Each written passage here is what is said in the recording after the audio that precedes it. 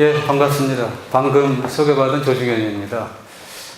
저는 그저께 제주도 학회 갔다가 이것 때문에 불이 나게 비행기 시간표 바꿔갖고 지금 막 달려왔습니다. 여러분들이 토요일 날 바쁘신데, 이거 강의 오시느라고 참 고생 많으셨고요. 저도 여기 2004년인가 입학해서 2006년 코스모스 졸업했습니다. 그때 생각이 나서 오늘 강의 부탁을 받고 굉장히 기분이 좋았습니다, 사실은. 내가 여기 와서 이제 강의도 하는구나. 근데 이제 후배들한테 하는구나 하는 생각에 기분이 많이 좋았습니다. 그래서 제가 뭘 강의를 할까 고민을 하다가 제가 이제 일반 회사 연구소에도 있었습니다. 10년 동안. 저는 이제 특수지를 전공을 해갖고요. 여러분 지금 보통 쓰는 그 은행에 가면 그 대기권, 은행 대기권, 고속도로 지나가면 이게 톨게이트 영수증 주잖아요. 그거 아니면은 칼라 복사지, 아니면 여러분 주민등록증에 사진 들어가는 거, 칼라 복사되는 거 있죠. 그런 거는 제가 다 초기에 그 시장에 진입시킨 제품들입니다. 그래서 기능지로서는 제가 그래도 국내에서 꽤 그래도 이름값을 높였습니다. 근데 그렇게 하다가 제가 아무래도 그쪽에 좀 적성이 안 맞는 것 같아요. 그래서 제가 이제 그거를 그만두고 전공을 좀 바꿨습니다. 지금은 이제 심리학하고 방금 말씀드린 대로 대학원에서 마케팅 전공을 했어요. 지금은 일반적으로 우리나라 유통 시스템에서 이 특수 포장을 하면서 심리적인 부분을 많이 다루고 있습니다. 근데 그러다 보니까 이제 제가 눈에 보이는 게 있어요. 지금 여러분 여기 계시는 분들 보면 엔지니어 출신들이 있고요. 문과계통 출신 분들 계시는데 이 둘의 생각이 너무 다릅니다. 똑같은 사물을 봐도 완전히 다르게 봅니다. 제가 느꼈기 때문에 그렇거든요. 그러니까 이 문과계통 분들이 이공계통하고 얘기하면 말이 안 통해요. 그래서 예를 들어 뭘 새로운 걸 좀 이렇게 하자 얘기하면은 이공계통 분들은 그것이 안 되는 전문가적인 그 내용을 쫙 얘기를 합니다. 들어보면 다 맞습니다. 근데 문과계통은 그걸 이해를 못 해요. 그래서 직장에서 이 성공하는 사람들 보면은 문과계통 출신이 많아요, 아직도. 왜 그러냐면 윗사람이 뭘 시키면 문과계통 출신들은 해보겠다고 하고 되는 방향 쪽으로 연구를 해옵니다. 이 전문가라고 하는 이 엔지니어 출신들은 왜 안 되는지에 대해서 소상하게 적어 올립니다. 그럼 이 보스 입장에서는 당연히 문과계통이 좋겠죠. 그래서 제가 이런 오늘 강의 중에 이런 말씀과 아울러 이 성격이 있습니다. 제가 일반 회사에 있을 때도 참 성격 이상한 사람들 때문에 고민 많이 했거든요. 출신 대학별 모임이 있습니다. 또 그럼 뭐 난리 납니다. 여기 고대 출신들 계신지 모르지만 제가 있는 회사는 대기업은 이 고대가 사로잡고 있어갖고 엄청 셌습니다. 그러니까 그런 알력에 그러다 이 대학에 와보니까 이 대학은 이 천하의 이상한 사이코들이 모인 집단 아닌가 할 정도로 무지하게 이상한 사람들 많습니다. 밥 먹고 서로 얘기도 안 하고 복도에서 가끔 교수들끼리 만나면 싸울 때만 만나요. 평소에 좋을 때 안 만납니다. 밥도 안 먹고 서로 토론도 안 하고 너무너무 이게 이상해서요. 제가 그때 일반 회사 연구소 그만두고 대학으로 가서 국민연금을 제가 그때 한 700만 원 정도인가 탄 것 같아요. 30대 초반인가요? 그때 대학으로 옮겼는데. 그런데 그 국민연금에서 제가 한 300~400만 원을 그때 점심값, 저녁값으로 썼습니다. 이 주변 교수들하고 밥 먹으면서 너무 이상해서 이제 그렇게 한 1년 하다 보니까 대학이 이런 데구나 하고 이제 저도 주변에 이제 많은 사람들하고 친해져서 이제 여태까지 이렇게 흘러오고 있습니다. 직장 생활할 때 가장 힘든 게 뭐냐? 결국은 성격이거든요. 저 사람은 정말 이해가 안 된다 이러잖아요. 당장 저도 집에 있어요. 이해 안 되는 사람. 아무리 이해하려고 안 되는 이제 집사람 있잖아요. 말이 안 돼. 이거 논리가 아니에요. 이거는 야, 근데 앞으로 인생이, 제가 지금 55입니다. 그거보다 좀 젊게 보이죠? 내가 30년 더 살아야 되는데 어떻게 알아? 이 절망감 때문에 요즘 내 우울증이 좀 올 정도예요. 아, 진짜 절망스럽습니다. 그래서 내가 한번 새로 갈아볼까 하고 내가 한번 그걸 해봤어요. 손익계산서. 제가 회계학 열심히 들었었거든요. 손익계산서를 따져보니까 엄청난 추별이 됩니다. 그래서 어떻게 하면 될까 하다가 제 전공으로 해서 이제 해봤어요. 그래서 제 마음을 바꾸자. 그래서 마음을 바꿔서 이따 이제 말씀드린 내용을 했더니요. 요즘은 너무너무 잘합니다. 제가 학회 가는데 처음으로, 제 인생 처음으로, 제가 해외 출장 굉장히 많이 다니거든요. 결혼한 지 제가 25주년 됐는데요. 그저께 제주도 가는데 5시에 일어나서, 제 집사람 직장 다닙니다. 학교에 상담 선생입니다. 갈치조림을 탁 해주는 거예요. 근데 속으로 화가 나죠. 제주도에 갈치 먹으러 가는데 갈치조림. 속으로 좀 미친 거 아닌가 그렇지만 너무 사랑스럽게 정말 맛있게 먹었어요. 그 딱 집을 들고 나오는데 구두를 딱 보더니 먼지 있다고요. 평생 안 하던 이 구두약을 먹여서 반짝반짝하고 엘리베이터까지 배웅을 나오더라고요. 야, 참 내가 심리학 하길 잘했다. 그래서 이런 말씀을 오늘 한번 드려야 되겠다 하는 생각으로 왔습니다. 그러니까 어깨 힘 빼시고요. 편안하게. 도대체 이 또라이가 뭔가 한마디로 그냥. 대부분 또라이예요. 왜냐하면 우리나라 미국 DSM-4 또라이 골라내는 기준이 있습니다. DSM-4 지금 DSM-5가 나왔는데 우리나라 사람의 한 70%가 치료를 요할 수준의 신경증 또는 정신증을 앓고 있습니다. 그리고 MMPI 검사, 이따 말씀드리지만 MMPI 검사에 10가지 척도가 있는데 한국인의 평균이요.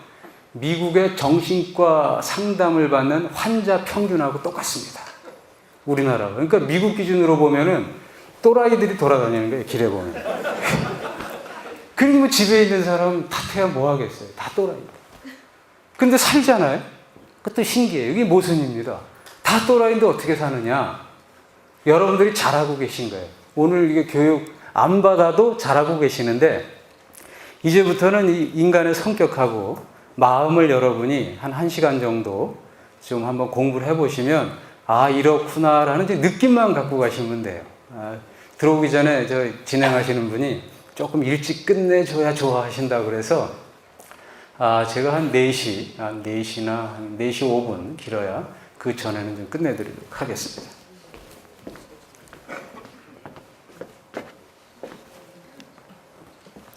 다른 성격 하는데요. 성격 이상한 사람 참 많습니다.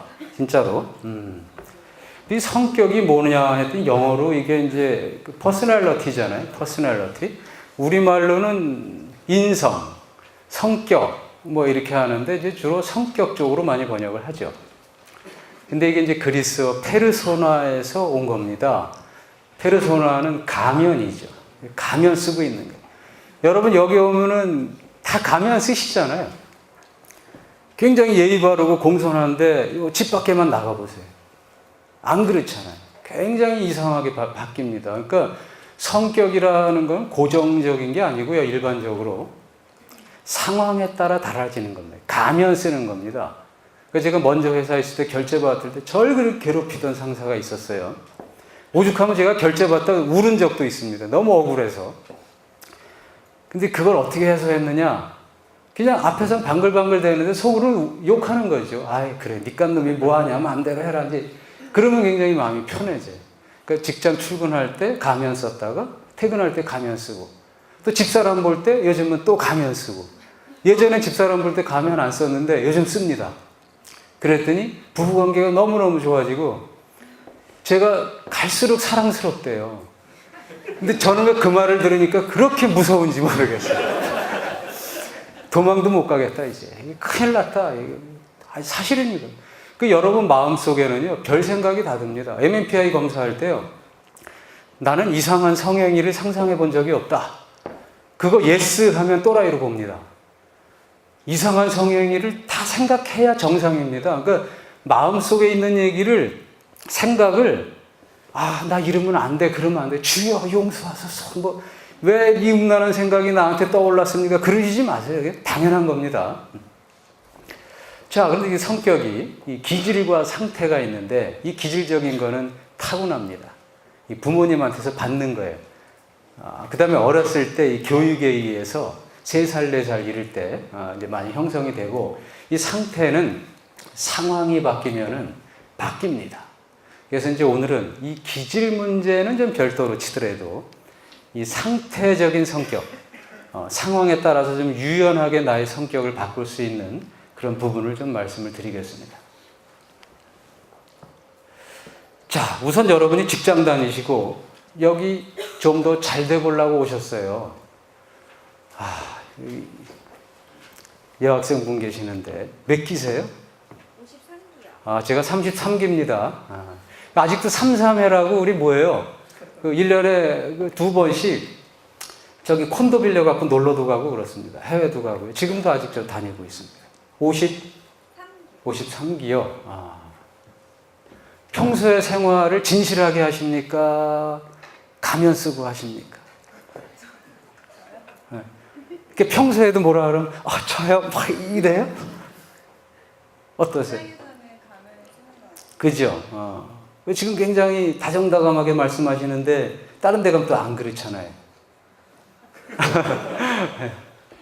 이 대부분 이게 연기라고 합니다. 그래서 제가 조직심리학을 전공했는데 조직에서의 연기지, 조직은요 직장만이 아니라 가정도 조직입니다. 그러니까 인간은 혼자 있을 때 빼고서는 다 조직입니다. 그러니까 조직심리학은요 2명 이상 모인 거는 다 조직심리학이라고 보시면 됩니다. 그런데 이 조직에서의 행위는요, 이 액팅이라고 합니다. 그래서 조직심리학자들이 이걸 표면행위와 내면행위로 나뉘는데 이게 번역이 잘못됐어요. 그래서 제가 학위 논문 할 때는 제가 이걸로 썼는데 이거를 연기라고 썼습니다. 연기. 결국은 인간의 모든 행동이 연기다. 가면 쓰고 하는 연기다 하는 건데 표면행위는요, 하기 싫은데 위에서 하라니까 그 행동을 하는 겁니다. 그러니까 원래 이 표면행위라는 연구가 그 스튜어디스 보고 이루어졌습니다. 그 손님들 보고 계속 웃고 친절하게 하니까 저건 이제 연기다. 얼마나 힘들겠느냐. 그래서 감정노동이라는 말을 이제 처음으로 쓰기 시작했고, 그거를 표면행위라고 얘기를 한 겁니다. 표면행위. 이제 그 대신 이 내면행위는 내가 진짜로 그 조직에서 요구하는 그 표면적인 행동에 내 감정을 맞춰주는 거예요. 그러니까 손님이 오면 친절하게 해주는데 실제로 친절하려고 노력하는 겁니다. 근데 그렇게 하다 보면 몸과 마음이 일치돼 갖고서 더 이 퍼포먼스가 좋아진다고 그러죠. 훨씬 업무 능력이 오른다. 조직 심리에서는 이 표면 행위와 내면 행위를 이제 갖고 인간의 행위를 설명을 하고 있습니다. 이 내면 행위를 좀 더 잘 이해하시려고 그러면 훌륭한 배우들이 있잖아요. 얼마 전에 그 연민정이 있잖아요. 왔다 장보리 제가 열심히 잘 봤거든요. 그 연민정이 연기하는 거 보면은 이 내면 행위에 완전히 최고치입니다. 정점을 달리고 있죠. 그 악인이 진짜 된 듯이 연기하잖아요. 그럼 연기를 해도 탈진이 안 되는데요. 이런 표면 행위를 하게 되면은 그 일을 많이 하면 할수록 탈진이 돼서 결국은 사표까지 쓰게 되는 이제 그런 사태까지 벌어지거든요. 그래서 여기 이거를 좀 보면 이게 이 그림이 아니구나. 죄송합니다. 자, 요거하고 좀 더불어 말씀드리는 게 또 인간은 2가지 초점을 갖고 있다라고 그래요. 여기 있는 분들도 이 둘 중에 하나입니다. 예방 초점 아니면은 요 다음에 나오는 이제 향상 초점인데 향상 초점. 요 향상 초점은 이순신 장군 같은 분이에요. 항상 오늘보다 내일, 내일보다는 모레가 더 잘 되도록 노력하는 거고요. 어떤 목적을 향해서 접근하려고 하고 있습니다. 그래서 이 사람은 창의적, 협조적 이런 거고요. 일이 잘 되면 유쾌함을 느끼고요. 안 되면 실망합니다. 낙담을 느끼는 사람이에요. 그래서 뭐를 얻거나 이게 잘 안 되네요. 뭐를 이렇게 얻거나 얻지 못하거나에 관심이 많은 사람들이고요. 이 예방 초점은 내가 뭐를 잃거나 잃지 않거나에 관심이 있습니다. 그러니까 가진 거를 보존하려고 노력하는 이 성격이 있어요.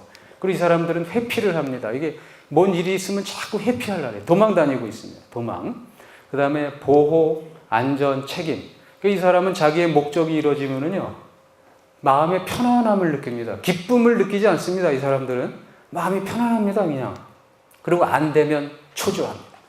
불안하죠. 굉장히 불안합니다. 이게 이제 우울증으로 가죠. 이러다가. 그러면 여러분들이 여기서 나는 향상 초점을 가져야 되겠다. 그렇게 생각하시는데 그러면 안 됩니다. 공무원이 향상 초점이라야 되겠습니까? 예방 초점이라야 그래야 되겠습니까? 어떻게 생각하세요? 예방 초점이라야 돼요. 공무원 갖고 자꾸 복지부동 하는데 일정 부분은 복지부동이 좀 있어야 됩니다. 왜? 회사는 하다가 망하면 그 벤처기업이라고 그래요. 근데 벤처 국가는 없습니다. 망하면 나라 전체가 망하는데요.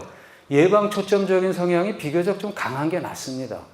그 다음에 군인, 경찰, 그 다음에 119, 그 다음에 회사의 격리부에 있는 사람들 있죠. 이런 분들은 예방 초점을 갖는 것이 훨씬 좋습니다. 안전해야죠. 안전.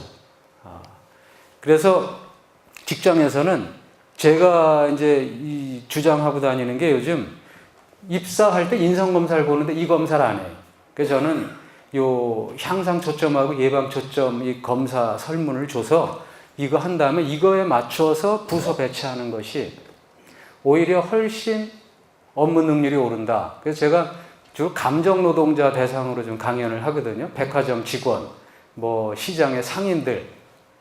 근데 이 사람들이 대개 왜 작년에도 자살한 사람이 있고 그랬잖아요. 손님한테 모욕당하고 며칠 전에 또 압구정동 아파트에서 웬 아줌마가 심하게 하니까 자살한 그 경비원도 있잖아요. 이게 다 감정 노동인데 결국은 이런 아주 부당한 대우를 받으니까 이 부당한 대우를 자기가 어떻게 해소를 못하는 거예요. 이게 좀 표면 행위를 하건 내면 행위를 하건 잘 해소를 해야 되는데 그렇지 않으니까 이제 병이 돼서 이제 되는데 이 향상 초점을 가지면 대개 내면 행위를 하고요. 예방 초점 가지면 표면 행위를 하는데 이렇게 나오는데 이렇게는 외우지 마십시오. 이렇게 누출도 됩니다. 예방 초점 가지면 내면 행위 되고요. 향상 초점도 표면 행위를 가는데 일반적으로 이렇습니다. 일반적으로. 그래서 경찰이나 소방서원, 그 다음에 감정노동하고 이러는 사람들이 이제 이렇게 표면 행위로 가서 이제 탈진이 되죠. 탈진이 되면은, 이건 조금 이따 보여드릴게요. 우선 요거는 요거까지만 말씀을 드리고요. 오늘은 요거보다도 제가 더 초점을 두는 게 이제 다른 게 있습니다. 성격으로 좀 가겠는데요. 우선 MMPI를 제가 좀 먼저 하겠습니다. MMPI 검사하신 분 있으신가요? 혹시? 한번 손 들어보세요. MMPI. 있으세요? 하신 분 한 분 한번 손 들어. 요즘 많이 합니다. 교수님 하셨군요. 어떤 척도가 좀 뜨시던가요? 지극히 정상적으로요? 대학교 때 하셨어요? 그때보다 척도가 많이 개발이 돼갖고요. 요즘은 좀 더 세밀하게 들어갑니다. 근데 대개 이거 하면 약간 또라이로 나옵니다. 누구나. 자, 한번 볼까요?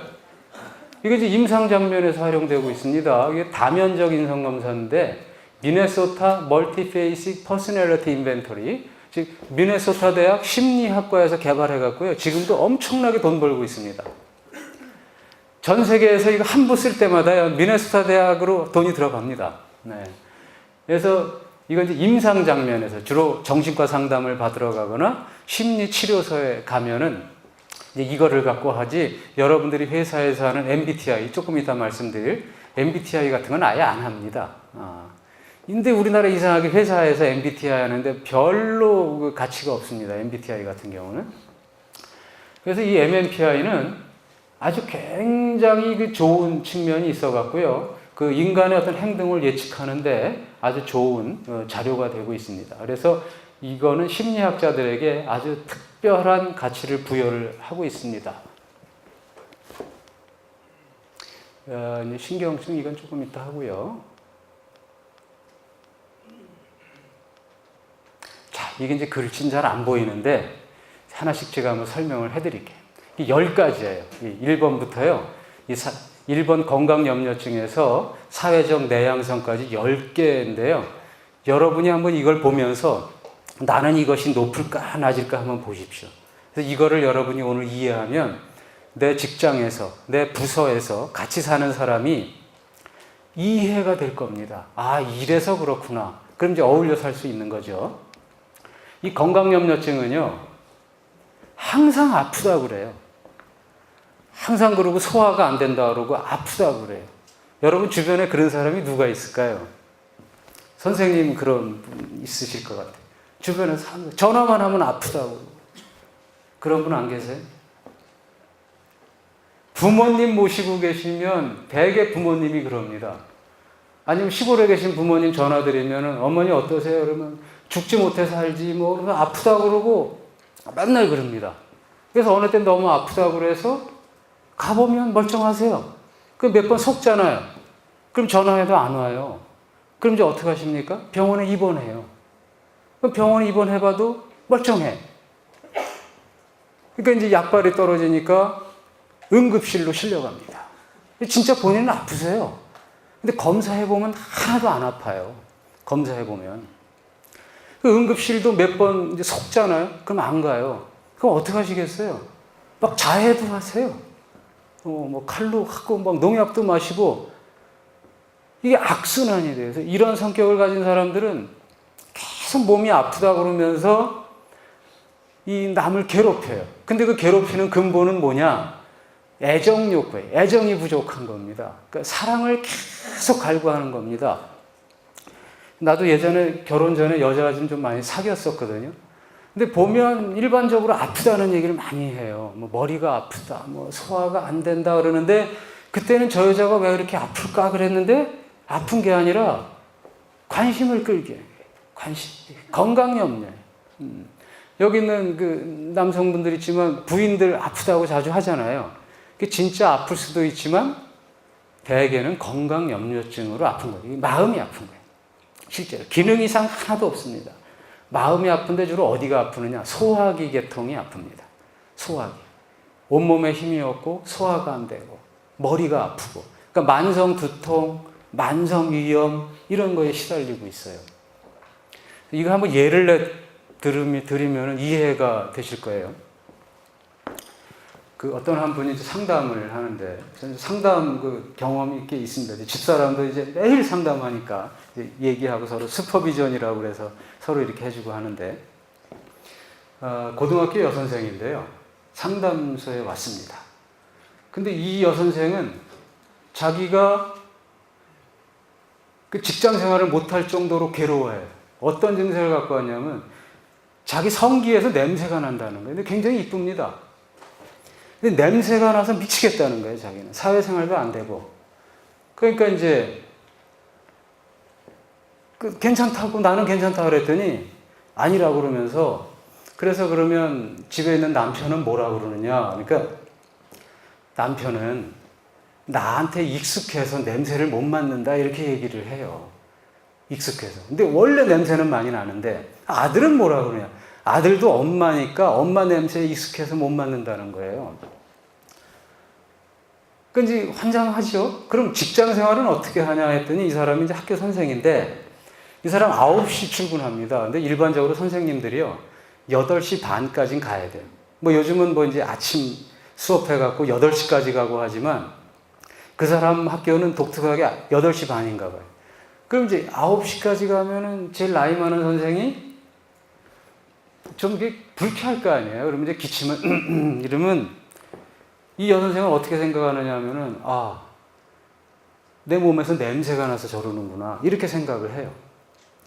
그래서 물어봤죠.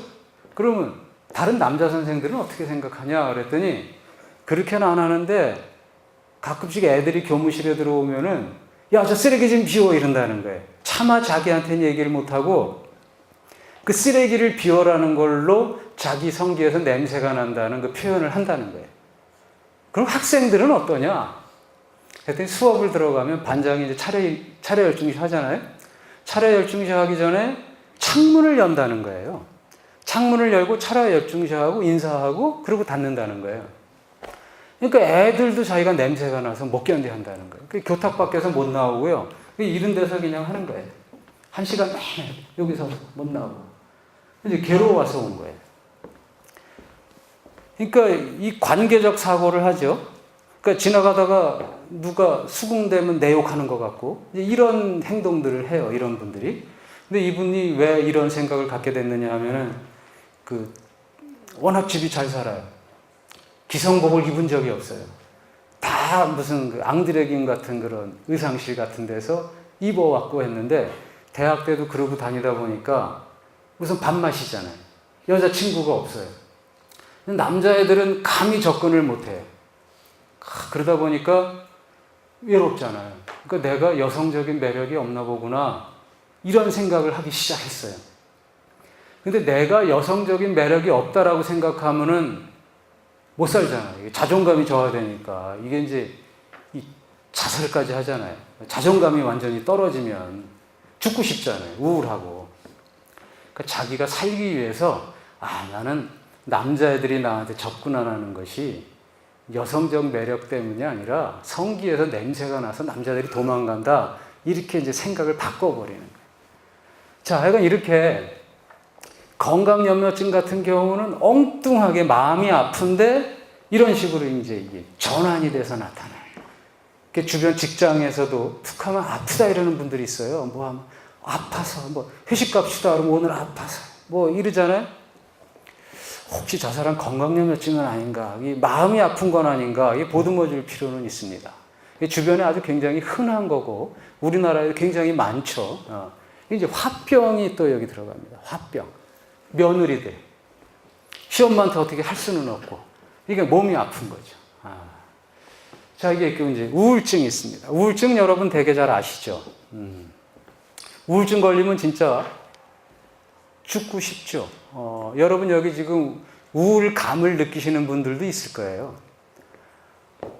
여러분 되게 우울하십니까? 불안하세요? 불안하지 않으세요? 진짜? 불안하니까 이 자리에 계신 거 아니에요? 그렇죠? 미래에 대해 불안하죠? 언제쯤일까? 그래도 아주대가 유명하다고 하니까 경영대학원 학위하면 미래가 좀 더 확실해지겠다. 불안해서 오신 거잖아요. 이 불안, 우울이 이게 근거가 똑같아요. 우울, 불안은 서로 왔다 갔다 합니다. 자, 그런데 이 우울증 같은 경우에 우리나라 사람들이 이제 굉장히 많이 있는데 이게 어쩔 수가 없는 거예요. 이 사회 환경이 우울할 수밖에 없게 만드는 거죠. 자, 그런데 이걸 이제 순서를 좀 바꿔야 돼요. 강의 순서를. 그런데 이런 거를 이제 굉장히 나쁘다라고 얘기를 해요. 나쁘다라고. 우울증 같은 경우. 직장에서도 우울증이 있으면 잘라내려고 그러고 검사에서 권고 사직도 시키고 이러잖아요. 자, 그런데 우선 다 설명을 하고 제가 이제 기본 차원을 설명드릴게요. 이 히스테리가 있습니다. 히스테리. 이 히스테리는 어떤 사람은 여자들 같은 경우는요. 어디 가서 다 그냥 웃고 정상적으로 우는데 이런 분들은 웃어도요. 호호호호 웃고요. 웃어도 이렇게 몸을 막 꼬면서 웃고 남자들 같은 경우 막 여름에 헬스클럽 가서 막 이러고 쫄티 입고 이러신 분들 혹시 그런 분들 있는지 모르겠는데 다는 아닌데 이 히스테리적 성격이 많습니다. 이거는 남한테 나를 과시하고 싶은 과시욕인데요. 그 근원을 들어가면 이 자존감이 굉장히 떨어져 있는 거예요. 낮은 자존감. 그래서 나의 외모를 가꾸고요.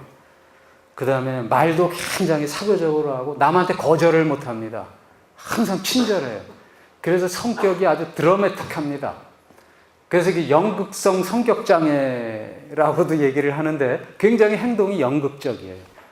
그러니까 여자인 경우에는 같은 여자한테서 쟤 왜 그래? 쟤 밥맛 아니야? 이런 얘기 듣고요.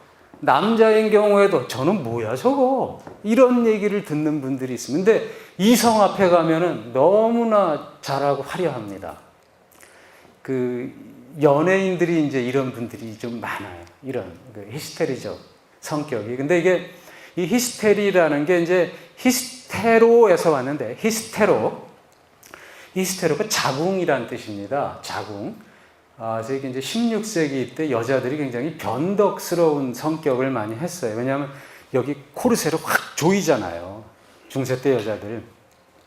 조이고 하니까 만성 두통에 시달리고 하니까 이 짜증이 많아지는데 그때 남자들이 생각한 게 남자 의사들이 여자는 몸에 자궁이 있다. 근데 이 자궁이 돌아다니니까 돌아다닐 때마다 여자의 성격은 막 움직이는 이상한 성격이 나타난다. 그래서 여자 둔부에다가 향기, 아로마를 이렇게 맡게 하면은 자궁이 이렇게 안정적으로 돼서 이 히스테리가 없어질 것이다. 이렇게 생각해서 향기 치료가 나온 거예요. 여러분 지금도 향기 치료 하시잖아요. 뭐 이렇게 맡으면은 좀 차분해지고 하죠. 제가 그거 한번 했다 망했어요. 제가 그 마이크로 캡슐 만드는 그 기술자거든요. 요구르트에 유산균 집어넣으면 장까지 안전하게 가는 그 기술이 있잖아요. 이게 원천 기술 가진 사람입니다, 제가. 근데 그런 향기 치료의 시작이 사실은 여자의 히스테리적 성격의 원인이 자궁에 있다고 보고 자궁은 향기를 치료해야 된다 해서 이제 나온 거예요. 자, 근데 이런 분들 직장에서 있으면은 좋은 점도 굉장히 많지만 힘듭니다. 아주 연극적이에요, 모든 상황이. 근데 이 히스테리적 성격, 이제 여기 3번이라고 그래요. 척도상으로. 이거 건강염려는 1번, 우울증은 2번, 히스테리는 3번. 이 반사회성이 있습니다. 반사회성. 사이코패스 있죠? 이 사이코패스가 이 척도사, 반사회성 성격입니다. 그러니까 사이코패식 디스오더라고 해서 PD라고 하는데요. 이게 이제 제 집사람 학교에 있지만 요즘 애들이 선생 많이 패거든요. 그래서 무서워서 애들한테 얘기를 못 합니다. 뭐라고 얘기하면은요, 바로 주먹 올라갑니다. 여선생들한테는 요즘 애들이. 주먹으로 올리면 여선생들 바로 기절해서 응급실 실려가고 막 이럽니다, 요즘. 이게 반사회성 성격인데요. 이게 이제 원래 타고나는 애들도 있고, 가정 환경 때문에 반사회적인 인간이 많이 됩니다. 애들을 방치하는 거예요. 사랑을 안 주면은요, 얘는 사랑을 얻기 위해서 거꾸로 이제 남을 지배하려고 합니다. 그래야 살아요. 살기 위한 몸부림으로 반사회적 인간으로 돼가는 거죠. 근데 이렇게 가정적인 환경, 사회경제적인 환경이라고 해서 이제 SES라고 하죠. Social Economic Status에서 SES 때문에 생기기도 하지만 이것이 또 유전적으로 그런 애들도 있어요. 근데 유전적으로 반사회적, 즉 유전적인 사이코패스는 치료가 좀 힘듭니다. 거의 안 된다고 보면 되는데요. 이 가정 형편 때문에 이렇게 되는 애들은 이건 치료가 가능하죠. 그래서 학교 폭력 일어나고 이런 애들이 대개 검사를 하면 척도 4번 이 반사회적 성격이 뜹니다. 근데 이런 애들은 또 문제가요. 그렇게 팼다가 선생 팼다가 또 잘못했다고 두 손 빌고 막 잘못했다고 그래요.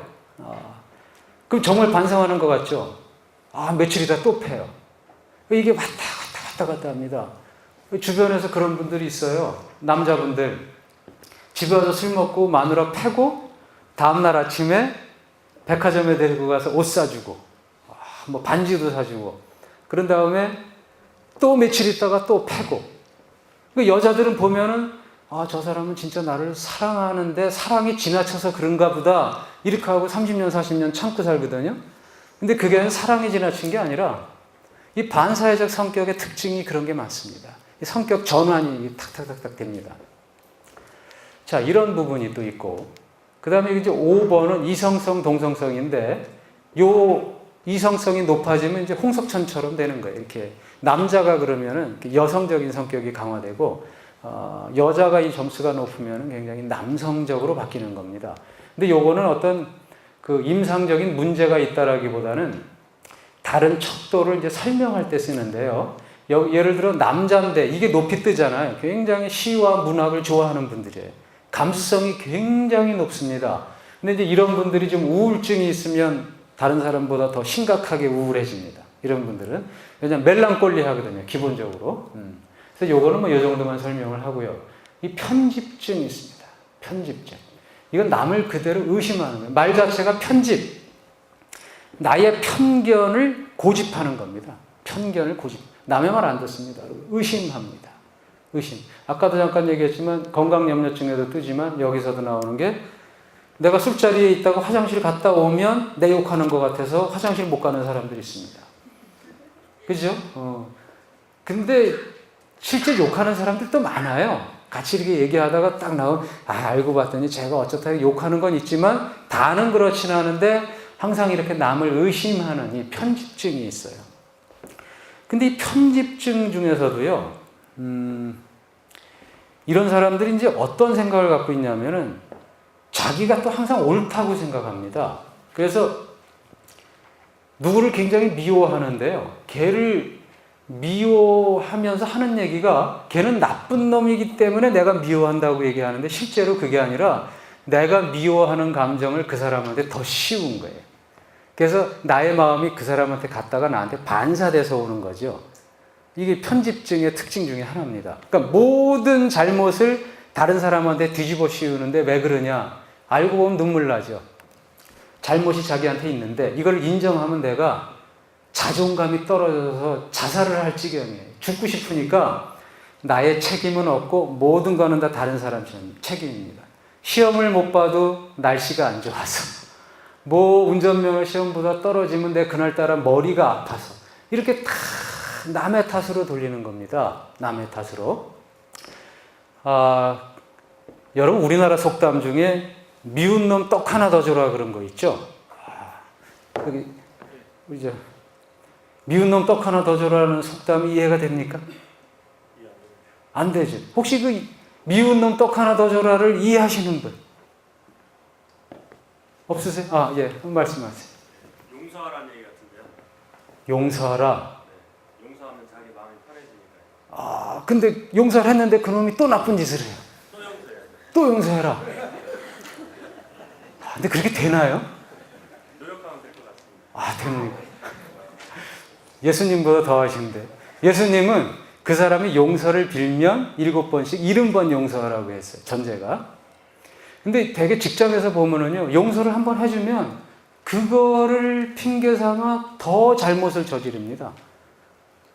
그러니까 그 왔다 장보리 마지막 장면이 어때요? 걔 용서해달라고 연민정이 그러니까 장보리가 주변에서 너를 이런 식으로 용서를 했더니 너의 악이 점점 커져서 이젠 어찌해 볼 수 없으니까 이제 형무소 가서 네의 잘못을 다 씻고 나와라 이렇게 얘기하잖아요. 참 어려운 문제예요. 그러니까 원론적으로 종교적으로는 맞는 얘기인데 미운 놈 떡 하나 더 줘라가 이 떡 하나 더 줘라가 이 편집증에 관련된 겁니다. 내가 잘못했는데 사실은 남이 잘못했다고 생각하는 거예요. 남이. 그러니까 실제로 내가 미워하는 놈은 미울 짓을 안 했는데 내가 내 마음속에 미움이 들끓고 있어요. 들끓고 있는데 내가 마음속에 이 미움이 있다라는 걸 인정하기가 죽어도 싫은 거야. 그러니까 이 미운 감정을 그 옆 사람한테 덮어 씌우고 그 감정이 나한테 반사돼 와서 저놈은 미운 짓만 한다. 이렇게 생각을 한다는 거예요. 그래서 미운 놈 떡 하나 더 줘라는 우선 네 마음속을 들여다보고 그 사람한테 한번 잘해줘 봐라. 그러면 잘해주다 보면은 걔의 장점이 보이고 실제 미운 짓을 할 놈이 아니다. 그런 뜻이거든요, 이게. 뭐 요거에 덧붙여서 뭐 다른 것 드릴 말씀이 있지만 요 편집증은 요 정도로만 하고요. 요거 하나만 더 좀 예를 들면 TV에 이렇게 드라마 같은 거 보면은요, 이렇게 바람 피고 이러는 거 보면 아줌마들 특히 그래요. 남자들이 바람 피면 저런 거 걸리면 확 찢어 죽여야지. 저거 인간도 아니야. 뭐 이렇게 얘기하잖아요, 아줌마들이. 아침 그 불륜 드라마 보면은. 근데 그렇게 강하게 얘기할수록요, 심리학에서는요, 그 아줌마의 마음속에는 불륜에 대한 욕망이 들끓고 있다라고 얘기해요. 본인 마음이 그러니까 그거를 감추기 위해서 다른 사람을 과도하게 비난하는 거예요. 그러니까 뭐 TV에 누가 돈을 횡령했다. 수십억을. 저런 놈은 어떻게 갖다 죽여야 돼. 종로 한가운데 가서 어떻게 해야 돼. 이렇게 말하는 남자분들이 있는데 그분들 마음속에 돈을 횡령하고 싶은 마음이 가장 크다라고 얘기를 해요. 남한테 잘못을 전가하는 거예요. 이게 편집증입니다. 편집증. 남을 끊임없이 의심하고 나의 잘못을 뒤집어 씌우는 겁니다. 이런 것이. 자, 다음에 너무 빠르죠. 근데 뭐 시간이 그래서 제가 하는데 이 강박증은요, 이 나쁜 생각이 계속 머리에 떠오르는 거예요. 그래서 어떤 엄마는요, 자기 아들하고 밥을 못 먹어요. 왜냐하면 밥 먹다 보면은요, 젓가락으로 자꾸 내 아들을 찔러야지 된다는 생각이 자꾸 머리에 떠올라요. 그 두 눈을. 근데 이 생각이 계속 떠올라요. 이게 강박적인 생각만 들면 모르겠는데요, 강박적인 행동까지 오잖아요. 강박 사고와 강박 행동을 합쳐서 강박증이라고 하는데요, 진짜 행동까지 옮겨지면 눈 찔르는 거예요, 이게. 그래서 이 사람은 아들하고 밥을 못 먹어요. 이 정도로 이거 굉장히 심각한 병입니다. 그래서 이 중에 또 어떤 사람은요, 이 거리에 나가다가 갑자기 이릅니다. 기마 자세를 취하고요, 못 걸어가요. 왜냐하면 종교를 열심히 믿어요. 그래서 십계명의 그 6번째인가요? 간음하지 말라 있잖아요. 그래서 예수님이 여자를 보고 음란한 생각만 해도 너는 간음을 저지른 것이다, 이렇게 얘기를 하니까 지나가는 여자를 보고 음란한 생각이 들으면은 나는 이 악마다, 이런 생각이 들어갖고 나를 벌해야 된다고 생각합니다. 그래서 나한테 벌 줘야지 하고 너 지금부터 1시간 동안 길에서 기마 자세 딱 하고 자기가 딱 이러고 있습니다. 근데 이게 1시간으로 안 끝나요. 이러고 1시간 있다가 이제 가려고 해서 눈을 딱 떴는데 더 이쁜 여자가 지나가요. 그러면 추가 1시간 또 이러요. 그래서 길을 못 다녀요. 그러다 보면 이제 방 안에 처박혀서 히키꼬모리가 되는 거죠. 아무것도 할 수가 없는 거예요. 이런 강박적인. 여러분들 이 중에서도 그런 분들 꽤 있으실 거예요. 강박적으로 손 씻으시는 분들. 저는 화장실 가서 소변 보고서 그냥 대충 물로만 닦는데 어떤 분들은 비누해갖고 빡빡빡빡 소리 날 때까지 한참씩 닦는 분들이 있습니다. 그럼 저는 이렇게 보면, 야, 강박증 초기 아닌가 이런 생각이 드는데요. 이 손을 씻는 행위도 자기를 벌 주는 겁니다, 이게. 그래서 어떤 사람들은 이 물을 틀었는데 뜨거운 물이잖아요. 손 안 뺍니다. 이렇게 갖고 있어요. 그럼 이게 돼갖고요, 물집이 막 일어나도요, 나는 벌 받아야 돼 하고서 그냥 이러고 있습니다. 인생이 아주 피곤하죠. 근데 내가 지금 얘기하는 건 극단적인 거고요. 여러분들이, 특히 한국 사람들 평균이 미국 정신질환자 평균하고 똑같다고 그랬잖아요. 그러니까 여러분들은 대개 이런 것들을 어느 정도씩은 갖고 있다라고 해도 크게 틀린 건 아닙니다. 약간의 성향이 있는 거예요. 그러니까 환자는 아니지만 그런 성향들은 갖고 있다. 그래서 길 가다가 이 금 안 밟는 사람들 있잖아요. 금 밟으면 큰일 날 것 같이 느끼는 거. 이거 강박증의 대표적인 행동 유형입니다. 근데 여러분 그거 안 해보세요. 너무 편해요. 그런 어떤 강박증적인 사고. 예를 들어 나는 매일 기도를 8시에 1시간은 바쳐야 된다. 그게 강박증이거든요. 그날이 좀 피곤하면 안 바쳐도 되는데 그걸 안 바치면 하느님이 나를 죽일 것 같고, 그런 행동들이 이제 강박증인 겁니다. 직장에서 보면은 일 굉장히 열심히 하죠. 모범 사원입니다. 업무 딱 주면요, 그 데드라인 전에 탁탁 해옵니다. 이 사람들. 안 하면 죽음이니까. 자, 다음에 이 정신분열증이 있습니다. 정신분열. 이게 창의성하고 연관이 되긴 하는데요. 대개 이제 그 이상한 그 환상, 환청, 환각.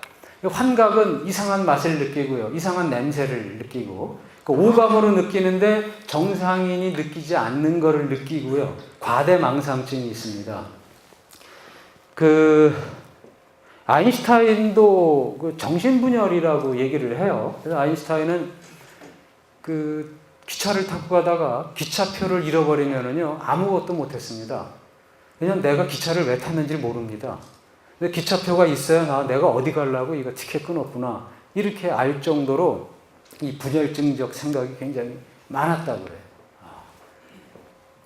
그런데 이 분열증, 이건 좀 나중에 말씀드리려고 했지만 이건 좀 먼저 말씀드리면, 분열증으로 항상 나쁘냐?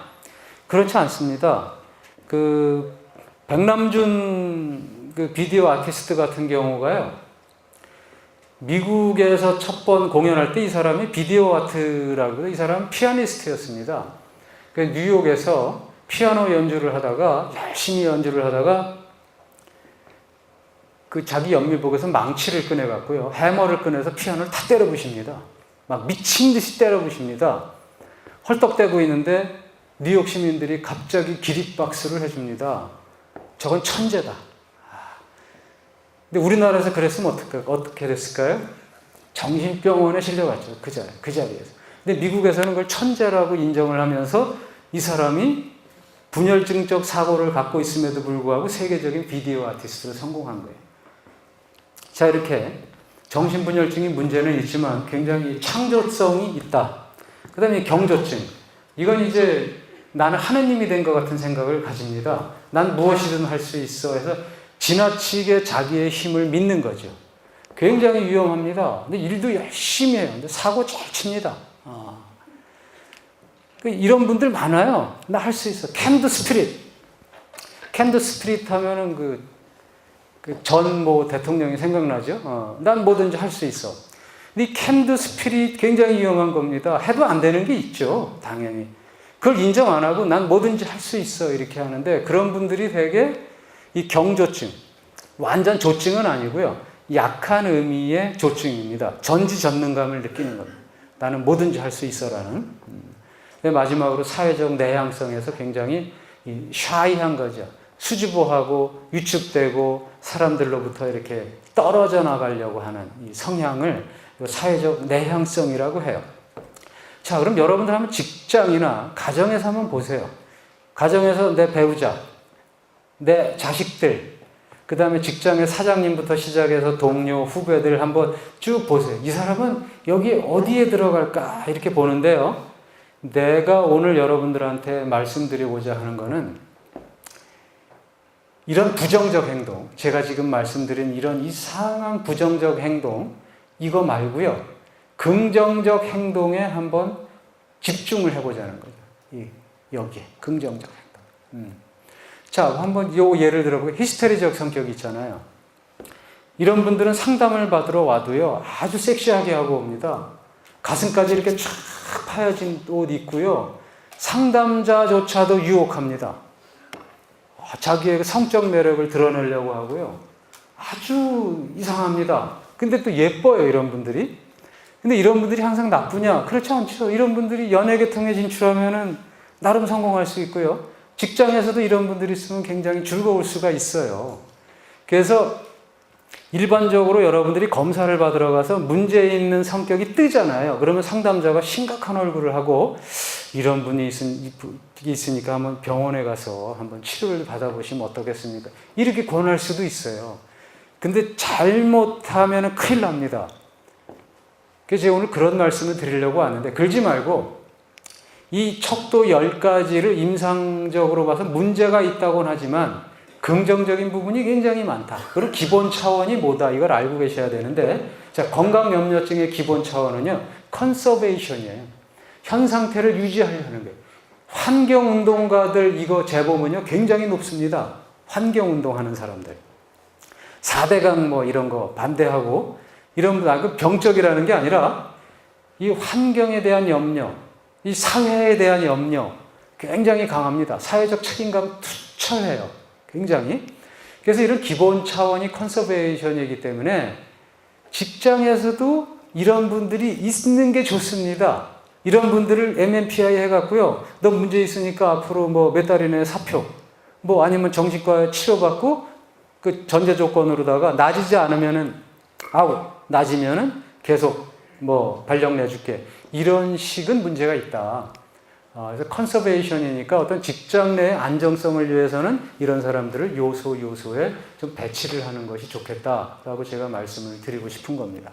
우울증의 특징은요, 평가입니다. evaluation. 우울증이 왜 생기느냐? 우리 선생님, 우리 점퍼 해보신 선생님. 우울증 왜 생길까요? 자신감이 없어서. 그렇죠. 근데 왜 자신감이 없느냐 하면요, 기본 성향이 평가합니다. 이 사람은 남 보면 벌써 평가합니다. 쟤 옷이 왜 저래? 쟤 머리 모양이 왜 저렇지? 쟤 성격이 왜 그래? 항상 평가합니다. 그래서 심리학자들, 임상병리나 이런 거, 임상심리학 이런 분들은 인간의 모든 이 병은 평가에서 나온다 그럽니다. 평가하지 마라. 그러니까 여러분 성경에서 보면은 제일 이상한 대목이 있습니다. 남을 심판하지 마라. 남의 눈에 있는 그 티는 보면서 내 눈에 있는 대들보는 보지 못하느냐. 남을 평가하지 말고 사랑하라 하는데 이런 황당무계한 얘기가 어디 있겠어요. 어떻게 평가를 안 하겠어요. 직장에서 당장 1년에 한 번씩 평가해야죠. 인사고과 해야죠. 그거 안 하면 조직이 됩니까? 그런데 이게 안 되네.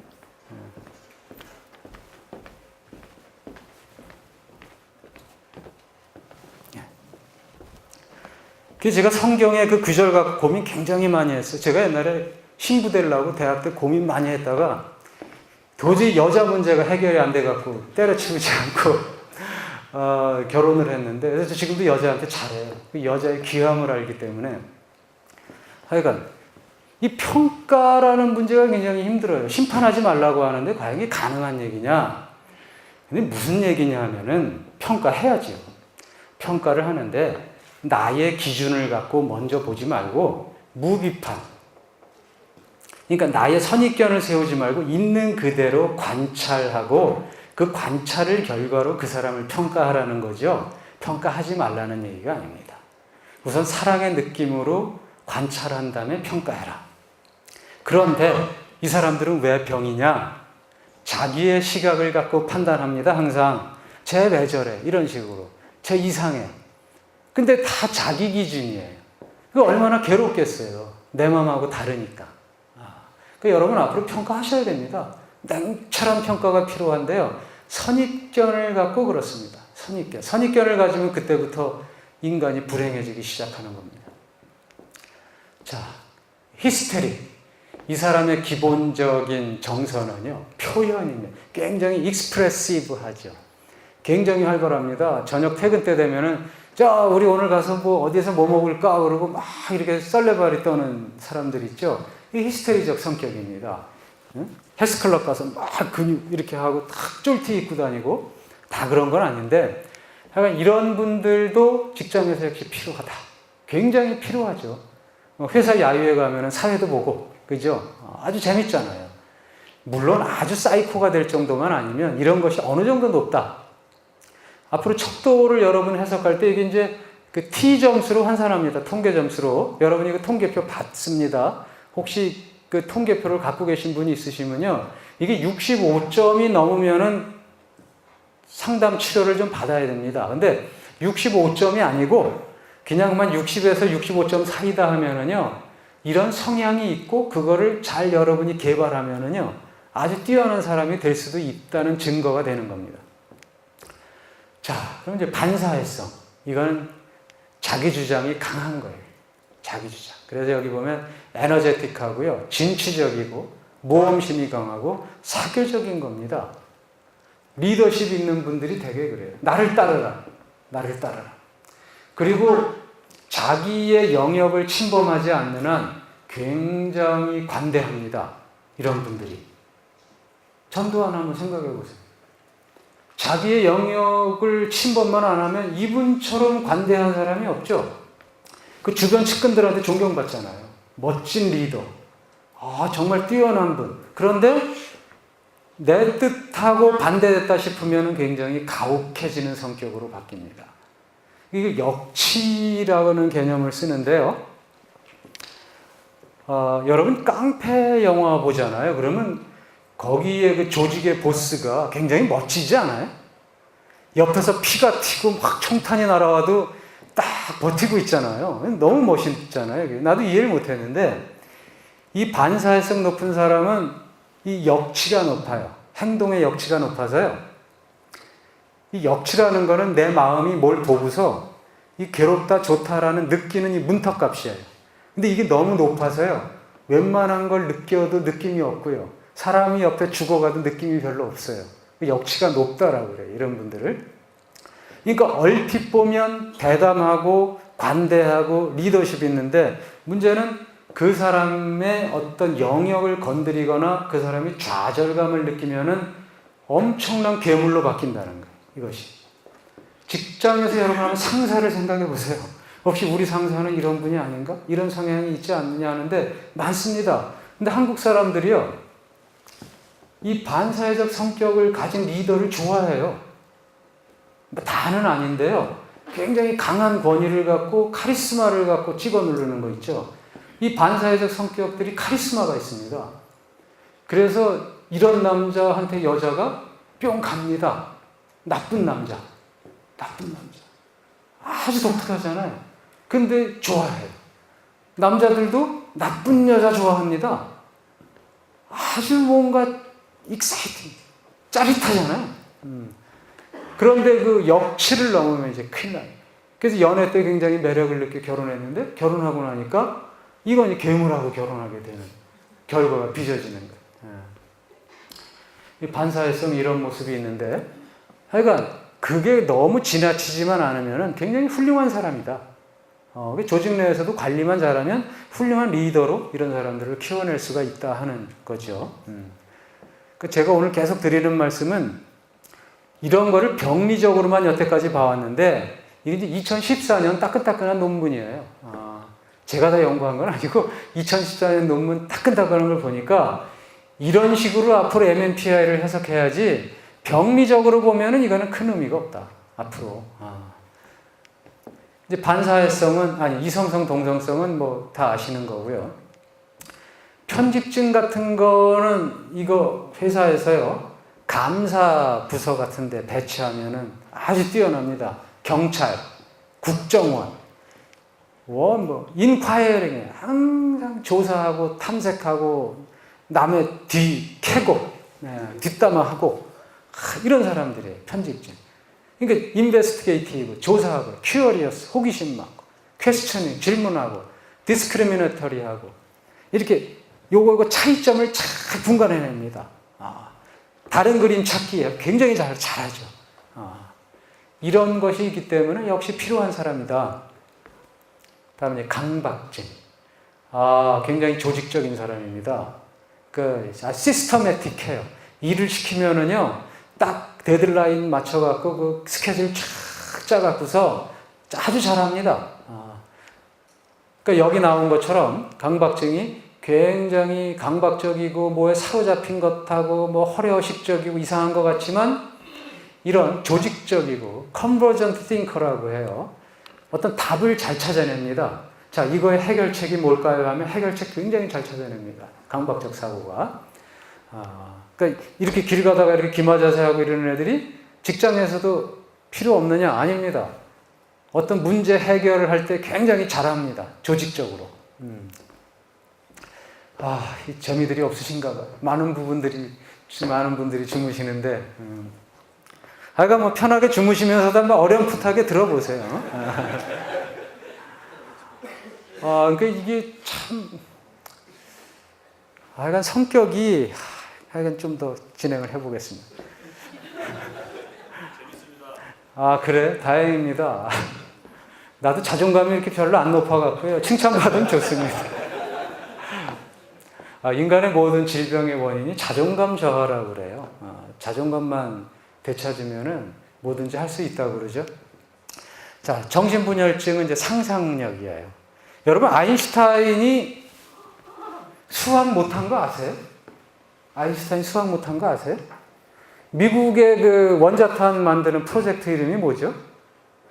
맨하탄 프로젝트. 그 사람 이거에 꼈습니까? 못 꼈습니까? 오펜하이머 이런 사람 꼈고요. 거기 별 이상한 사람 다 껴도 이 사람 빠졌습니다. 수학 못하는 바보라 그래갖고서 빠졌습니다. 근데 이 사람 어느 날 E는 MC제곱이라는 그 유명한 공식이 머리에서 떠오르고 분열직적 사고예요. 그 어떤 거냐면 다이버전트 띵커예요. 확산적 사고. 답을 못 내요. 근데 기존에 있던 거하고 다른 이론을 생각해내는 거 뛰어난 거예요. 확산적 사고. 아까는 수렴적 사고죠. 강박증은. 컨버전트 띵커입니다. 답을 찾아내는 거. 확산적 사고는 답을 못 찾아내고요. 계속 다른 생각합니다. 그러니까 어떤 거냐 하면요. 얼마 전까지 MBC에서 그 캠페인 했죠. 어떤 학생한테 물었습니다.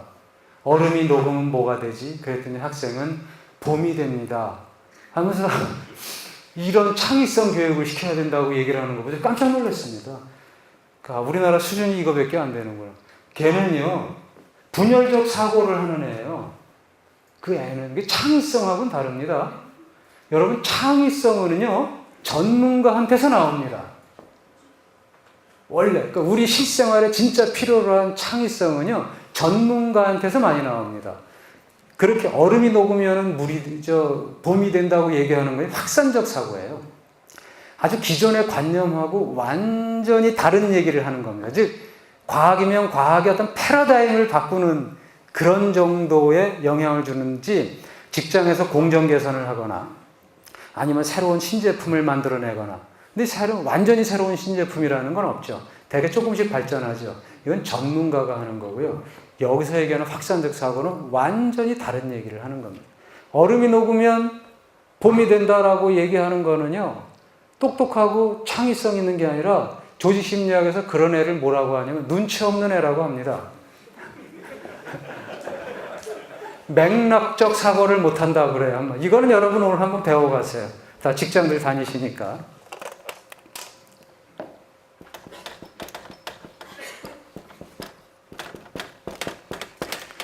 그러니까 맥락이라는 건 이제 흐름을 알아야 되는 거잖아요. 눈치가 없는 거예요.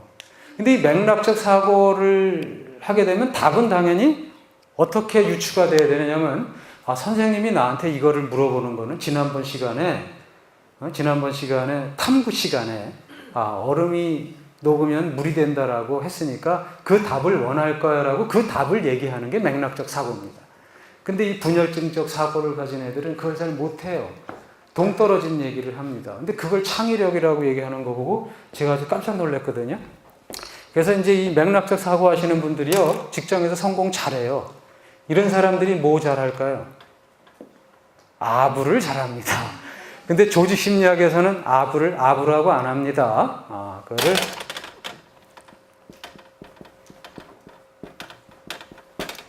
자, 한번 따라해 보세요. 자기감시. 영어로 셀프 모니터링이라고 그래갖고요. 카멜레온 라이크라고 해요. 카멜레온적인 행동을 하는 사람들. 즉, 상황에 따라서 변신을 계속 해나가는 사람입니다. 아주 유능한 사람이죠. 여러분, 직장에서 아부를 잘하면 성공한다 하는데요. 그게 사실일까요? 아부 잘하면 성공합니까? 네. 진짜? 네. 그 부하 직원이 있어요. 네. 능력도 없는데 아부 잘하면 승진시키고 월급 주나요? 도움은 되죠. 에? 아부하면 그 승진되는 게 아니고 도움이 되죠. 도움은? 근데 기본 능력은? 기본은 돼야죠. 돼야죠. 근데 기본이 돼야 되는 게 문제예요.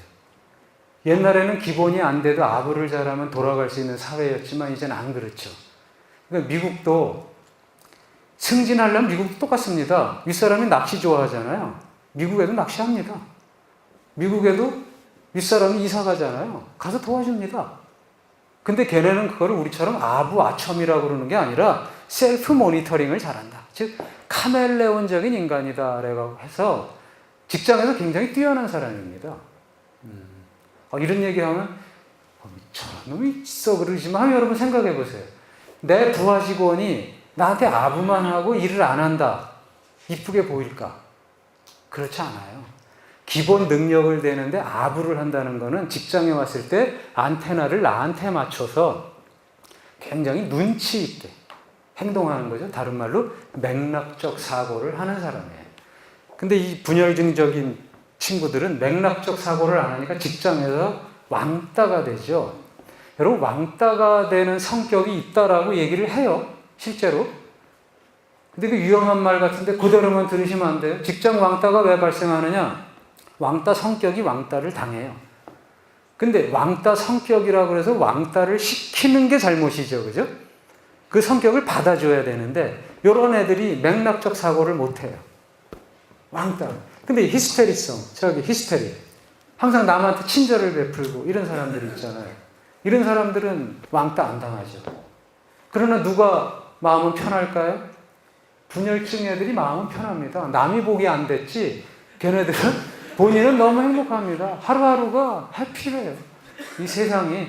그런데 히스테리적인 성격은요, 안 그래요. 여러분, 비사관과 러브레터 보면 어때요? 그 아주 예쁘고 그런 여선생이 밤이면 밤마다 비명을 지르면서 이상한 행동을 하잖아요. 자기야, 사랑해요. 막 그러면서 혼자 이상한 행동을 하잖아요. 왜냐하면 히스테리적 성격은 남한테 잘해요. 왜? 남한테 거절당할까봐 굉장히 애를 쓰는 거예요. 자기 몸부림이죠. 그러면 이 사람들은 항상 나한테 잘할까? 그렇지 않아요. 남한테 잘하면서요, 그 안에는 분노가 큽니다. 남한테 계속 잘해주면서 굴욕감을 스스로 느끼기 시작해요. 그래서 저건 내 언젠간 복수해야지 하는 이 느낌을 갖고 있습니다. 그래서 히스테리적 성격이 어느 날 확 뒤집혀서 복수를 하면은요, 다 죽여버리는 거예요, 주변에. 성격이 휙휙 뒤집히는 사이코가 되는 겁니다. 자, 강박증. 경조증. 경조증, 이거는 장점이 열정적이에요. 그러니까 이 사람들 보고 전지전능감을 갖고 너무 막 나간다 그러지 마시고, 이 사람들만 잘만 지도하면은 그 열정이라는 것을 조직 전체에다가 확산시킬 수 있는 그런 계기가 되는 사람들입니다. 그러니까 어떤 상담 심리학자는 그래요. 제가 잘 아는 분은 자기는 이런 병리적인 거를 갖고 오는 사람들 보면 너무 사랑스럽다. 왜 사랑스러우냐? 그 자기의 고통을 피하기 위해서 오죽하면 이런 행동을 하겠냐. 그 인간이 너무나 사랑스럽고 불쌍하다라는 거죠.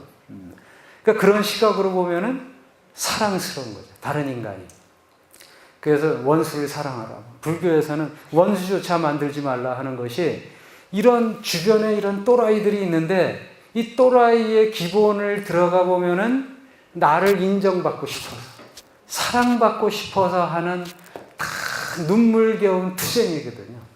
그러니까 여러분이 여기서 부정적인 측면을 보지 마시고 이 장점을 보시면은 조직이 굉장히 잘 클 것이다. 한 10분 남았는데요. 제가 이걸 정리하면서 좀 말씀을 드리겠습니다.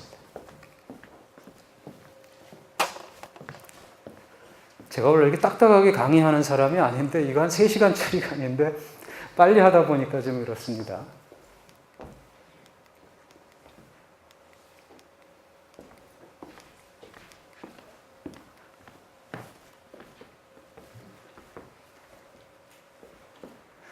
이 신경증 있어요.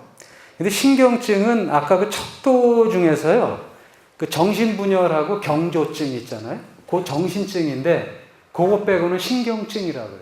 그러면 사이코, 즉 여러분이 보통 얘기하는 사이코와 이 뉴로틱한 사람들 있죠. 신경증. 옛날에 노이로제라고 그랬어요. 노이로제. 이 신경증은 뭐로 구분하느냐 하면 현실 생활을 잘 할 수 있느냐 이래.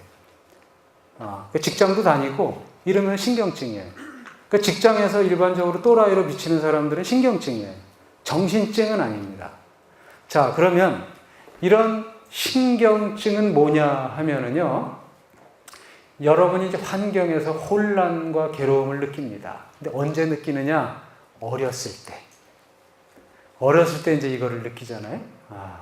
그러면은 이 아기가 생존하는 방법을 찾아갑니다. 그래서 자기의 성격이 형성되죠.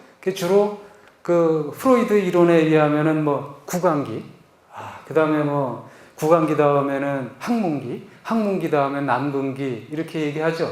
구강기에 젖을 제대로 못 바르면 이제 이 담배를 핀다고 그러죠. 쪽쪽 빠는 거, 그 욕정을 못 풀어서. 그래서 아기가 엄마 젖 빠는 것도 성욕 때문에 빤다고 하잖아요. 근데 그 잘 못 바르면 이제 담배를 피고 술을 많이 마시고, 그 다음에 이제 학문기 때 배변 훈련을 너무 엄격하게 시키면은 강박적인 인간이 태어난다.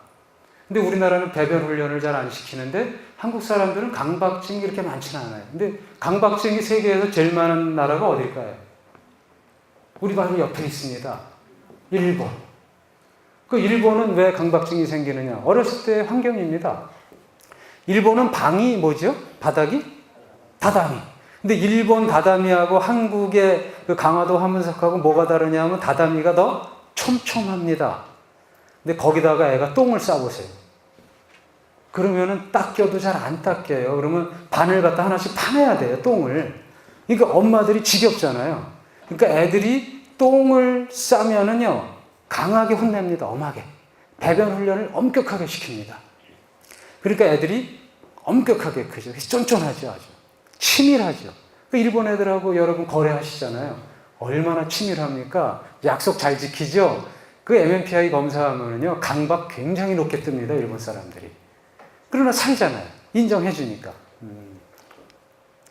자, 그런데 이제 이렇게 신경증적 경향이 생기는데 대개 세 가지예요. 사람들에게 향해. 사랑받으려고 자꾸 이렇게 바둑이처럼 다른 사람 보면 잘해줘요. 굽힘되고 굴욕감을 느끼더라도 숙이고 들어갑니다. 근데 이게 기본적인 게 무력감이에요. 나는 아무것도 할 수 없어라는 무력감. 두 번째는 적대적인 겁니다. 공격적인 걸로 해요. 실제로는 사랑받고 싶은데 이게 안 되니까 공격합니다. 세디스트. 그래서 그 유명한 에드워드 공과 심슨 부인에서 세계적인 사람, 영국의 그 왕자 있었잖아요. 그 왕위 계승 포기하고 사랑을 택한 그 사람은 요즘 조사에 하면은 그 사람이 매저키스트였잖아요. 그 심슨 부인이 세디스트, 그 밤이면은 채찍 들고 가죽 옷 입고 막 때리고 이러는 거 있잖아요. 그 변태성욕 같은 거. 이게 이제 그 사람들에게 맞서는 이 적대감의 어떤 극단적인 형태가 이제 또 그런 세디스트입니다. 그 다음에 이거는 히키코모리처럼 고립하는 거예요. 뭐든지 회피합니다. 도망가고요. 회식 가기 싫어하고요. 어울리기 싫어하고 끝나면 집에 가고 사람들하고 얘기도 안 하고 그냥 회피하는 사람들입니다. 이제 이런 것들이 굉장히 더 돌출되면은 MMPI 검사에서 뭐 건강염려, 우울 뭐 이런 것이 이제 쭉쭉쭉 올라가면서 약간 이상하게 보이는 거죠. 그걸 신경증이라고 합니다. 그러니까 신경증은 이런 인간의 기본적인 약함, 이 기본은 뭐다? 사랑받고 싶은 거다. 다른 걸로 자존감 결여다. 자존감. 나를 못 찾은 거예요. 나를 못 찾은 경우엔 이런데 이 적대감 같은 사람들 보면 자존감이 높아서 그럴 것 같지만 자존감이 사실은 바닥이기 때문에 그런 거예요.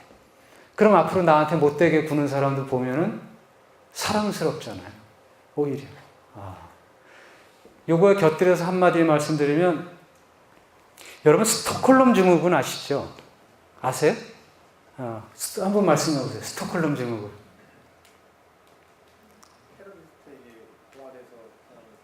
그죠? 그 스톡홀름에서 납치 사건이 일어났는데요. 나중에 이 여자가 경찰한테 협조를 안 해요. 왜 안 했더니 자기를 납치하고 괴롭혔던 테러리스트를요, 사랑하게 되는 겁니다. 보호하고. 이렇게 인간의 마음이 묘해요. 이상하죠? 근데 우리나라도 그렇습니다. 우리나라 그런 거 많아요. 시엄마를 사랑하는 며느리 없습니다. 근데 가끔 방송 보면요, 뭐 삼이자나 이런 사람들 며느리하고 나와갖고, 우리 며느리는 어떻고, 뭐 딸 같아요 그러는데요. 그 며느리도 방긋방긋 웃거든요. 근데 며느리가 실제로, 우리 엄마 사랑해요 이렇게 얘기합니다. 우리는 엄마라고 그래 하면서, 그걸 심리학적인 거로 뭐라고 하냐면, 신경증적 갈등의 아주 극정점에 쓴 건데요. 그러니까 어떻게 보면 사이코로 넘어가기 전이에요, 이게. 그걸 반동 형성이라 그래요. 반동 형성. 그러니까 시엄마가 미워 죽겠는데 이거를 표현하면은 내 남편이 나를 싫어해. 그 다음에 주변에서 칭찬을 못 받아. 교회에서 훌륭한 집사님이라고 칭찬을 못 받아요. 그럼 어떻게 해야 되겠어요, 이 사람이? 사랑해야 되겠다고 마음을 다잡는데 이게 의식적으로 되는 게 아니라 무의식적으로 돼갖고요. 실제로는 굉장히 잘합니다. 그리고 사랑하는 줄 알아요, 본인도.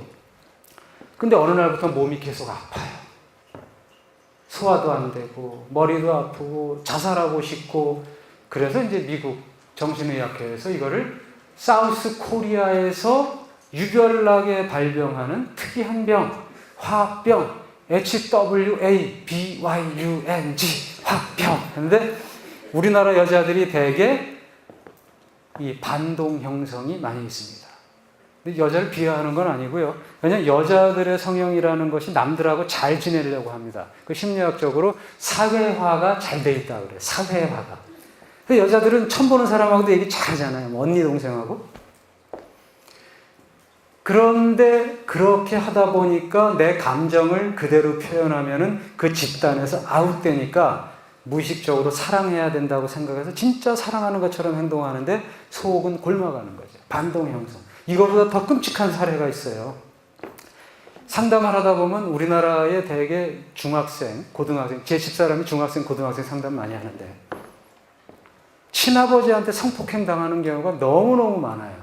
친아버지 아니면 삼촌, 사촌 오빠, 동네 당숙, 되게 이렇습니다. 아주 모르는 사람한테는 안 당해요. 근데 엄마들이 알아요, 그거를.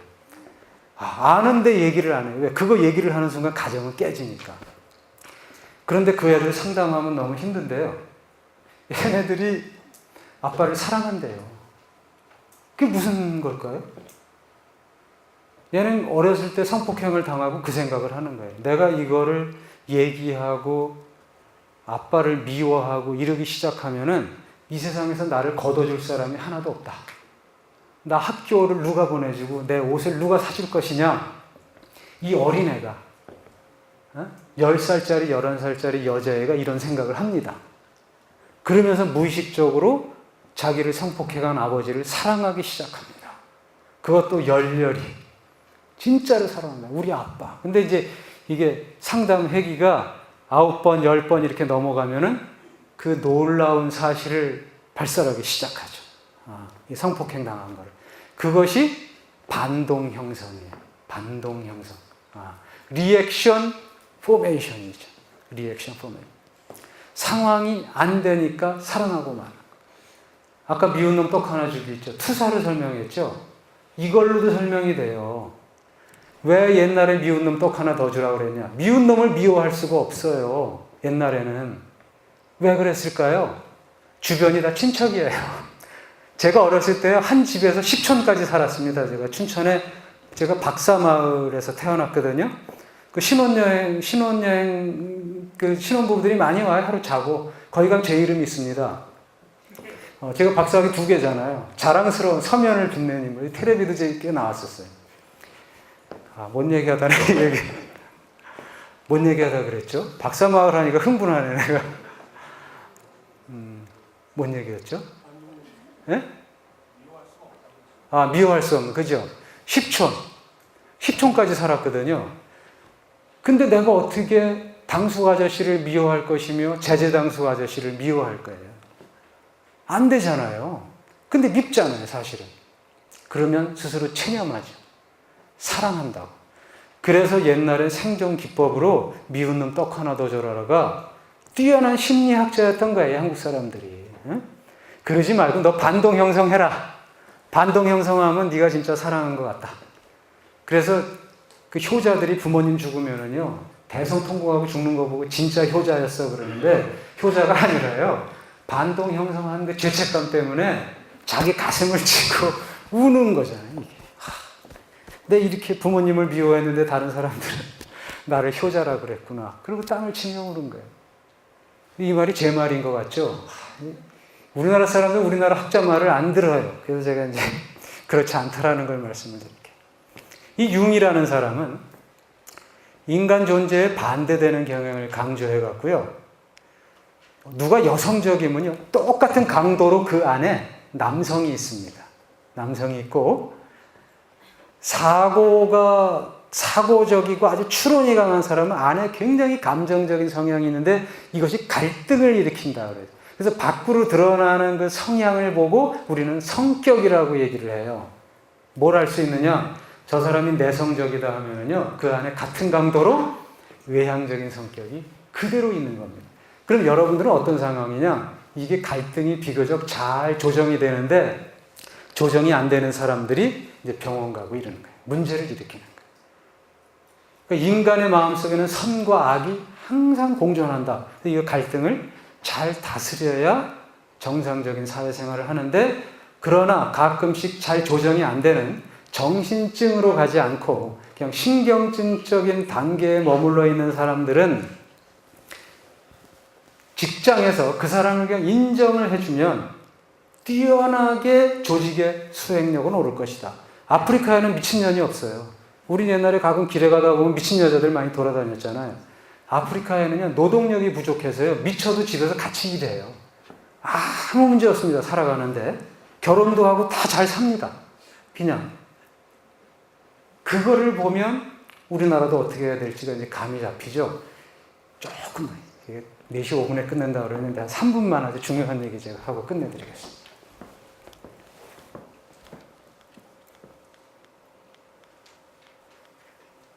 고정관념 위협이 있는데요. 여기 여성분들 수학 못한다고 생각하죠? 저기 스카프 멋지게 하신 내 후배 여학생분 수학 잘하시나요? 수학하면 괜히 힘들죠. 근데 우리나라는 수학 시험 보면 여자들이요, 수능 시험 분석해보면 여자들이 수학 점수가 훨씬 떨어져요. 다른 건 다 잘해요. 미국 어떨까요? 미국 SAT? 미국도 마찬가지입니다. 그런데 북유럽 있잖아요.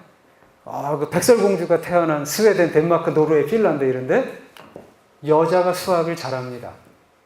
그걸 분석해봤더니 고정관념 위협이라는 건데 한번 볼까요? 이 오브라이언이라는 사람이 고정관념 위협하고 여성들의 수학 능력을 평가를 했던데요. 한번 그림을 보면서 할까요? 이 퀸 스펜서, 이게 다 이제 같은 실험인데요. 이 왼쪽이 하얀 게 남자고 까만 게 여자입니다. 그런데 고정관념 위협이라는 건 여자는 수학을 못해, 이런 생각입니다. 이런 생각을 이제 실험을 해요. 여자는 수학을 못한다라는 걸 이렇게 강연을 해요. 쭉 얘기를 하고 수학 시험을 보게 하고 남녀의 차별이 없다 이렇게 하고 수학 시험을 보게 합니다. 이제 이 피험자들을 모아서 그랬더니 고정관념 위협이 없는 상황에서는 누가 더 잘했죠? 여자가 잘하죠. 고정관념 위협을 강하게 줬더니 남자가 훨씬 잘합니다. 훨씬. 그런데 이걸 또 문제가 쉬운 거 어려운 거, 예를 들어 워드 프로블렘, 이게 어려운 거예요. 이건 단순하게 수학적인 거예요. 예를 들어보면 이게 워드 단어 문제예요. 이렇게 문장으로 문제를 내고 답을 고르는 건데 이건 훨씬 추론적 사고가 강해야 돼요. 이거는 단순히 그냥 이거 대수학이죠. y는 ax 플러스 b 이런 거. 그런데 이거를 봤더니 여자인 경우에는 여자가 단어는 좀 못해요. 그러니까 추론적으로 수학적 추론을 해나가는 거는 여자가 조금은 부족한 듯한데 이런 뉴메리컬한 부분에서는 차이가 없어요. 이건 통계적으로 차이가 없다고 이렇게 나오는 겁니다. 그래서 여기서 결론을 내기 전에 하나 더 말씀드리면 이 블라스코비치가 2001년에 한 연구인데요. 미국의 흑인들이 고혈압이 남성 백인들보다 훨씬 높아요. 고혈압이. 이게 식생활 때문인가 아무리 조사를 해도 아니라고 나와요. 봤더니 흑인은 공부를 못해. 흑인은 더러워. 흑인은 머리가 나빠. 이런 거를 하루 종일 살아가면서 매 순간 느낀다는 거예요. 그래서 결국은 심박수를 체크를 해봤어요. 흑인의 심박수를 추적을 해봤어요. 그랬더니 백인보다 심박수가 쿵쿵쿵쿵쿵 뛰어요. 그러면서 이 땀 같은 것도 측정을 해봤더니 식은땀도 흘려요. 그럼 심박이 올라가고 식은땀을 흘리고 그러면은 두뇌의 이 CPU 처리 능력이 확 떨어집니다. 여러분 컴퓨터 어때요? 뜨거워지면은 윙 돌면서 식혀주잖아요. 그거 안 식혀주면 컴퓨터 나가잖아요. 미국의 흑인들이 이런 상황에 잡혀 있더라. 그래서 미국 흑인들이 되게 만성적인 고혈압을 일으키는데 그 원인은 고정관념입니다. 너는 할 수 있어? 없어? 이렇다라는 거죠. 그럼 다시 원래 성격으로 돌아가서 너는 강박증이야. 너는 분열이야. 너는 히스테리야. 이런 식으로 얘기를 하거나 너는 능력이 이래. 너는 공부를 못하잖아. 이런 식으로 얘기를 하면은 이런 고정관념 위협이 돼서 조직의 퍼포먼스가 즉 조직의 수행력이 확 떨어지는 겁니다. 엄청나게 떨어져요. 그래서 결론을 말씀드리면은 이런 성격 다 이해하셨으니까 긍정적인 부분을 보시고요. 절대로 고정관념을 갖고 사람을 위협하지만 않는다면 우리나라도 굉장히 잘 살 수 있다. 세계 최대의 노동 시간을 가지면서도 삶의 질은 세계 지금 117위를 하는 이 이상한 나라가 왜 그렇게 되느냐? 이것 때문이다. 이렇게 저는 생각을 하는 겁니다. 마지막으로 제 얘기 잠깐만 하고 끝내면요. 저 옛날에 굉장히 강박적이었어요. 나름대로 공부 좀 한다고 잘난 체도 하고 막 그랬는데요. 제가 어느 순간 깨닫고 40살에 제가 댄스 학원 등록을 합니다. 그래서 제가 지금 꽤 유명한 댄스 선생이에요. 댄스 스포츠 10개 종목입니다. 라틴 모던 거의 득도의 수준으로 해야 됩니다. 사교 3종, 지르박, 트로트, 블루스 이거 하면 13가지를 다 합니다. 근데 그거를 하니까 오히려 저의 퍼포먼스가 올라가고요. 어떤 정부 과제나 이런 거 프로젝트를 받아서 하는 실적도 훨씬 잘 올라갑니다. 저는 저한테 그걸 입증을 했거든요. 그래서 내가 이렇게 박사학위를 2개를 하고 그 다음에 경영학 석사도 마케팅으로 하고 또 제 나름의 영역을 갖고 이렇게 하는 걸 보니까 스스로 저한테 지워진 고정관념이 없고요.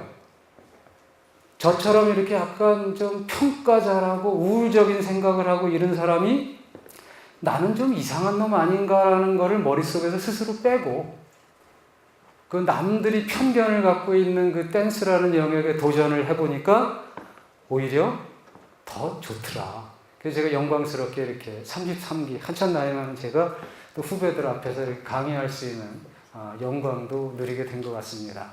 장시간 들어줘서 고맙습니다. 감사합니다.